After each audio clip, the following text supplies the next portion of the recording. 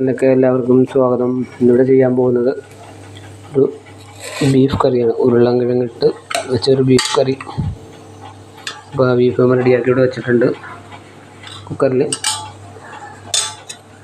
സവാളയും കുരുമുളക് പൊടിയും മസാലപ്പൊടിയും ഇട്ട് റെഡിയാക്കി. ആദ്യം ബീഫ് വേവിച്ചെടുത്ത് ഇതുപോലെ വെന്ത് കഴിഞ്ഞപ്പോൾ ഉരുളൻകിഴങ്ങിട്ട്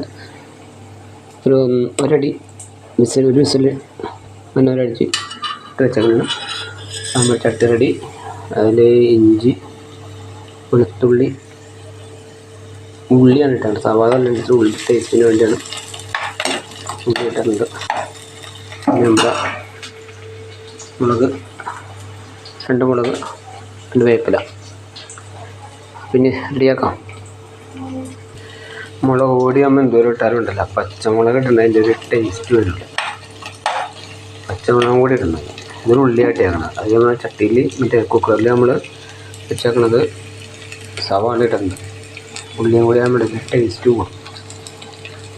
ഓക്കെ, ഇത് മഞ്ഞൾപ്പൊടി മുളക് പൊടി ഐറ്റംസൊക്കെ ഇടാൻ തുടങ്ങാം കേട്ടോ. ഇപ്പോൾ ഇട്ടേക്കണത് ഒരു 2 സ്പൂൺ മുളക് പൊടി, ഒരു 3-3.5 സ്പൂൺ മല്ലിപ്പൊടി, പിന്നെ 1 സ്പൂൺ ഗരം മസാലപ്പൊടി. അത് ഞാൻ വീട്ടിൽ തന്നെ പൊടിച്ചെടുത്താണ്. പിന്നെ ഇത്തിരി ഉപ്പിട്ടിട്ടുണ്ട്. അതിനുള്ളിൽ മഞ്ഞൾപ്പൊടി ഇടുന്നു. അതിൻ്റെ ആ പച്ചമണം ഒന്ന് മാറാൻ വേണ്ടി വെച്ചാൽ ഇത്തിരി വെള്ളം ഒഴിച്ച് കൊടുക്കുക. തിളച്ചേക്കട്ടെ. പച്ചമണങ്ങൾ മാറും. അപ്പോൾ തീ കൂട്ടിയിട്ടോട്ടെ, കുഴപ്പമില്ല.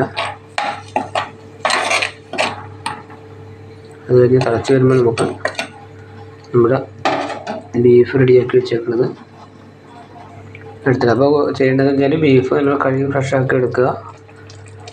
കഴുകുമ്പോൾ എപ്പോഴും മേടിക്കുമ്പോൾ ഇതിൽ വിനാഗിരിയും ഉപ്പും ഇട്ടിട്ട് കഴുകി എടുത്താൽ മതി. അപ്പോൾ അതിൻ്റെ ഒരു ഇതും മാറിക്കിട്ടുള്ളൂ. എന്നിട്ടത് കുക്കറിലിടുക. വെള്ളമൊന്നും ഒഴിക്കണ്ട. വെള്ളം തന്നെ ഊറി വന്നോളും. അതിൽ മഞ്ഞൾപ്പൊടി, അത് കുരുമുളക് പൊടി, മസാലപ്പൊടി, ഉപ്പ് പുരട്ടി കൈകൊണ്ട് പുരട്ടി 1 മണിക്കൂർ വെക്കുക. അത് കഴിഞ്ഞിട്ട് വേവിക്കുക. മസാലയൊക്കെ പിടിച്ചോളുന്നതാണ്. അപ്പോൾ 4 അടി കഴിയുമ്പോൾ തന്നെ നോക്കും. വിസിലടി കഴിയുമ്പോൾ തന്നെ നമുക്ക് നോക്കാം.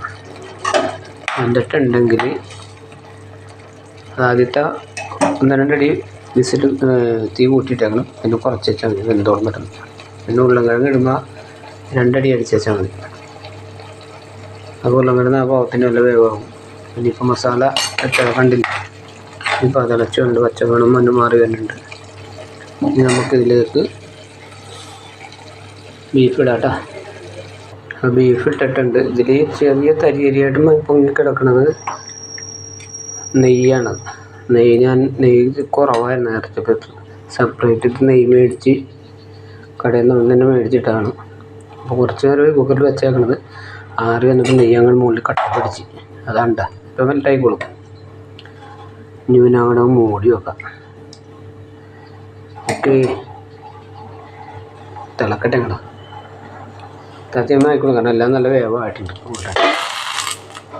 ഓക്കെ, തീ കൂട്ടിയിടാട്ടോ, കുഴപ്പമില്ല. തിളച്ച് തന്നെ ഓഫ് ചെയ്യാനല്ല. നമുക്ക് തുറന്നു നോക്കാം. എവിടം വരെ നോക്കാമല്ലോ. നല്ല തിളച്ചിട്ടുണ്ട്. ഒന്നും കൂടി പറ്റട്ടെ. നല്ല ഗ്രേവിയായി കിട്ടുള്ളൂ. നല്ല ഓക്കെ, ഇപ്പോൾ ആയിട്ടുണ്ട്. ഇതാണ് ഇന്നത്തെ നമ്മുടെ സാധാരണ വെക്കുന്ന ബീഫ് കറി. അപ്പോൾ ഇതുപോലെ എല്ലാം ചെയ്യുക, വെച്ച് നോക്കുക, അഭിപ്രായം അറിയിക്കുക, ഷെയർ ചെയ്യുക, ലൈക്ക് ചെയ്യുക. ഓക്കെ, അപ്പോൾ അടുത്ത വീഡിയോയുമായി വരുന്നവരെ ബൈ ബൈ.